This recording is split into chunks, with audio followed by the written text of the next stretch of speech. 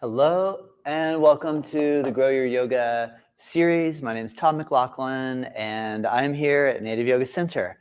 Today I'm going to point out how to practice Bhujapidasana. Bhujapidasana, Bhuja means arm, Pida means pressure, arm pressure pose.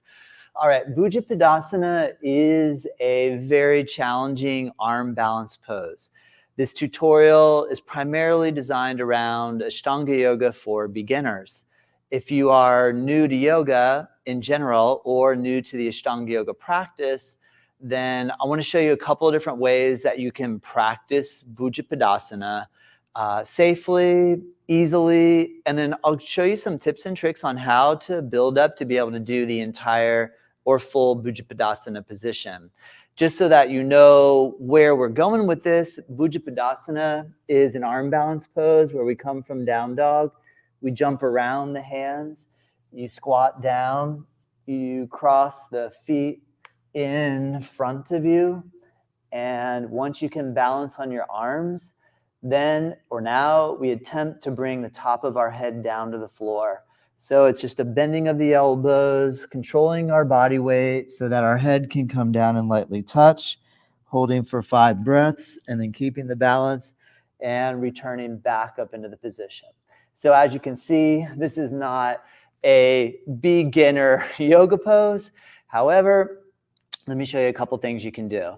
The key element in Bhujapidasana is this position here, which is Malasana.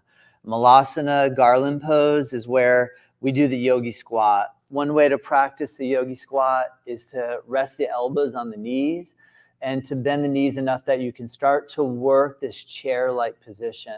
The next phase would be to bring your hands down onto the floor. The next phase to let your heels lift a little while you bend your knees.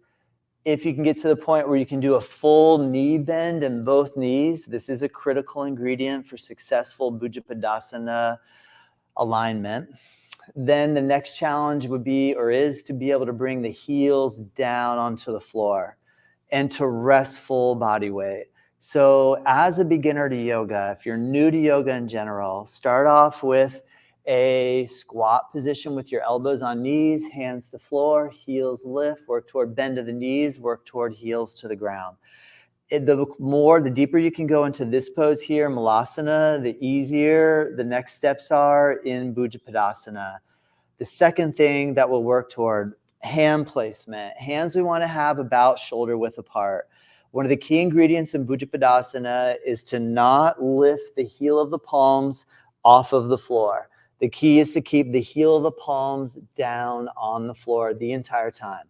If you have to lift the heel of the palms at some point, for example, I come forward and I bring my feet around the edges and my hands lift up, then we don't want to go any further. Sometimes we'll see people bringing the feet in and trying to wrap the arms around the side with the fingers on the floor. It's not worth it. The thing to really focus on is having the ability to plant your palms flat down on the floor. Once you're able to get your palms flat down on the floor, what we're aiming to do is bring our feet beside the hands, bend the elbows and the knees, and to squat down. Now at this point, I'm able to get my hips down onto my hamstrings, the back of my legs. I'm able to get them down onto this part here on the back of the arm. So on the tricep, close to the elbow. This is key because the higher you can get your knees up around your shoulders, the easier wrapping the legs around the arms is. So what Bhujapidasana looks like if we're on the floor, it's kind of like a happy baby pose. So this could be a good posture to practice with.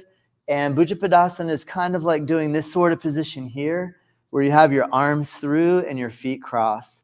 So one way you could approach Bhujapidasana position is to work it from that happy baby shape. All right, so once we have the ability to bring our hands down to the floor and you can squat down, the next challenge is to take one foot and to bring the heel onto the back of one hand and the other foot to come around and to land on the back of the other hand. So this way we have this securing of the hands down. And also, because I can stand on my hands, if you can stand on your hands and lift your hips up, you can use this to your advantage by dropping down a little deeper and to bringing the knees around the shoulders. And at this point, we would attempt to lift one foot, the other foot, and to be able to bring the feet together in front. So here in arm pressure pose in the setup, this is the beginning phase. This does put a whole bunch of pressure onto your wrists. So it is challenging.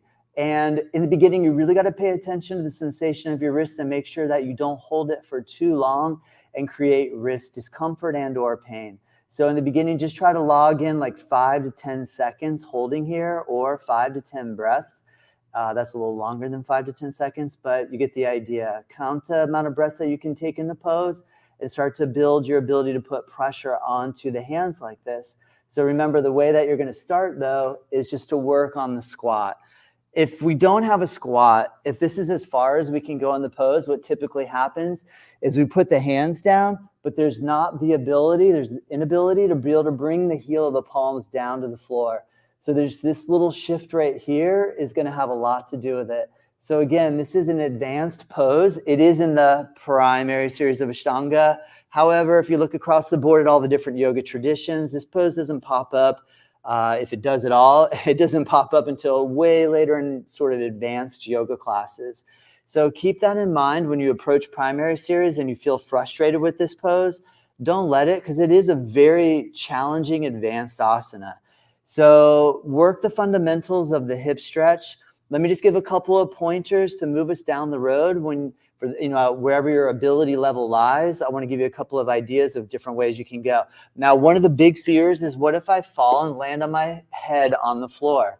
So what you can do is take a blanket and or a pillow and put it in front of you. So when you're starting to learn the Bhujapidasana and you get to the point where you have the ability to cross your feet, when you start to try to bring your head down toward the floor, then you have a little bit of cushion or a pillow so that when you come down, you could land your head on the pillow and it won't feel so extreme to make that landing.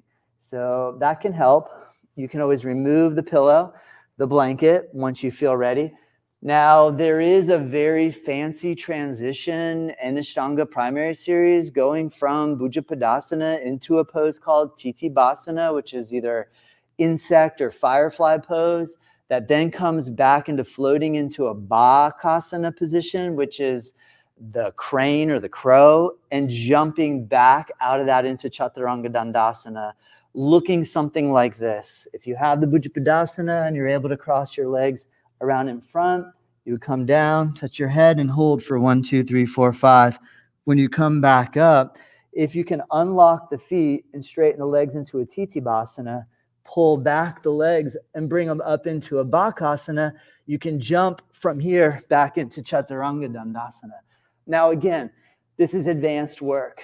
I don't expect, if you're watching this as a new yoga practitioner, you saw Ashtanga Yoga for beginners, eliminate all of that. Don't worry about that. What I recommend you do, you come into a hip squat position, hold and breathe here for 5 breaths. 1, 2, 3, 4, 5.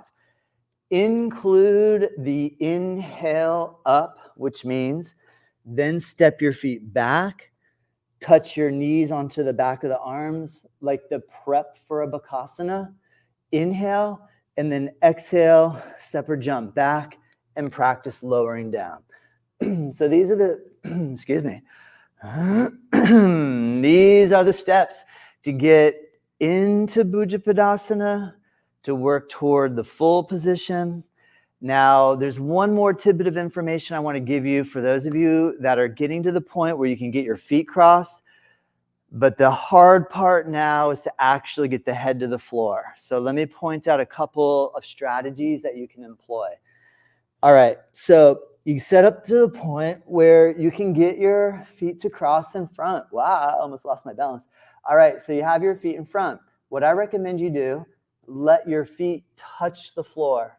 Now, the tricky part is how to get the head down when the feet are touching the floor. So what you do is you take one foot back, other foot back, and then slowly bring your head down. And when you can touch your head down, lean a little pressure on the head, push down, float your feet. And then the process of coming back up, touch your feet on the floor.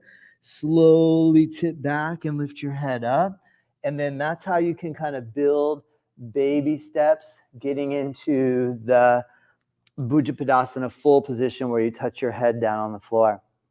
I hope this helps. If you have any questions, reach out to me here in the comments section below. Check the links in the description. We'll bring you to our website, nativeyogacenter.com. Also, I record all of the public classes that we hold every single day, and I upload them onto our nativeyogaonline.com website. Check that out. There's a code, all caps, first month free, no space. It's $15 a month. And you can have access to the library of all the classes that we record on a daily basis. That way you can practice anytime you want with us here. Remember, if you're watching on YouTube, hit the subscribe button, and I look forward to bringing you new videos every single Thursday, 11 a.m. Eastern and 12 p.m. Eastern. Thanks so much for joining. If you have any questions here now, type them in. I'll address them.